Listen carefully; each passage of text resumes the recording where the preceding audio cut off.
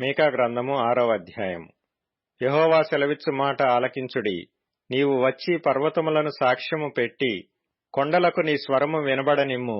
తన జనుల మీద యెహోవాకు వ్యాజ్యము కలదు.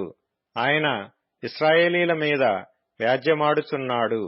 నిశ్చలములై భూమికి పునాదులుగా ఉన్న పర్వతములారా, యెహోవా ఆడు వ్యాజ్యము ఆలకించుడి. నా జనులారా, నేను మీకేమి చేసితిని? మిమ్ము నేలాగు ఆయాసపరచితిని, అది నాతో చెప్పుడి. ఐగుప్తు దేశములో నుండి నేను మిమ్మును రప్పించితిని, దాసగృహములో నుండి మిమ్మును విమోచించితిని. మిమ్మును నడిపించుటకై మోషే, అహరోను, మిర్యాములను పంపించితిని.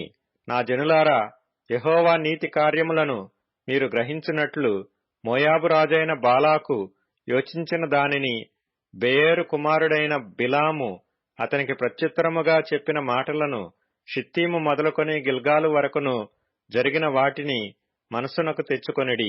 ఏమి తీసుకొని వచ్చి నేను యెహోవాను దర్శింతును?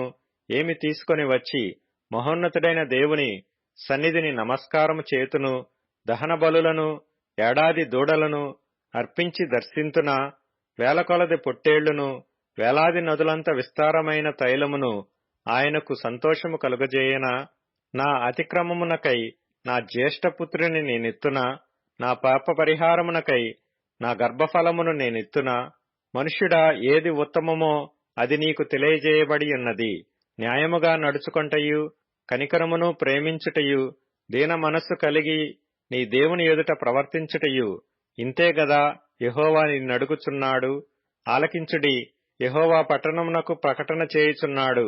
జ్ఞానము గలవాడు నీ నామమును లక్ష్యపెట్టును.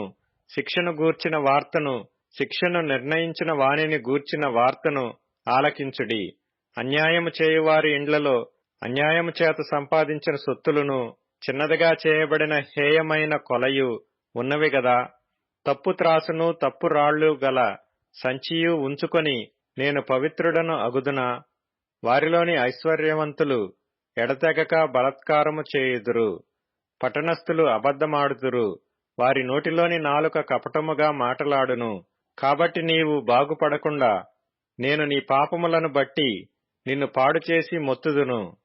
నీవు భోజనము చేసినను నీకు తృప్తి కానేరదు. నీవెప్పుడూ పస్తుగానే యిందువు.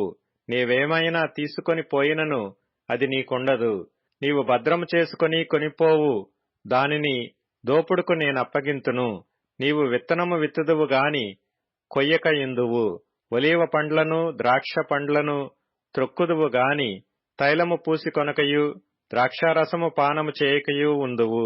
ఏలయనగా మీరు ఓమ్రీ నియమించిన కట్టడలనాచరించుచు, ఆహాబు ఇంటి వారు చేసిన క్రియలన్నిటిననుసరించుచు, వారి యోచనలను బట్టి నడుచుచున్నారు గనుక నా జనులకు రావలసిన అవమానమును మీరు పొందగా, మిమ్మును భీతి పుట్టించు జనులుగాను, పట్టణ నివాసులుగాను, అపహాస్యాస్పదముగాను చేయబోవుచున్నాను.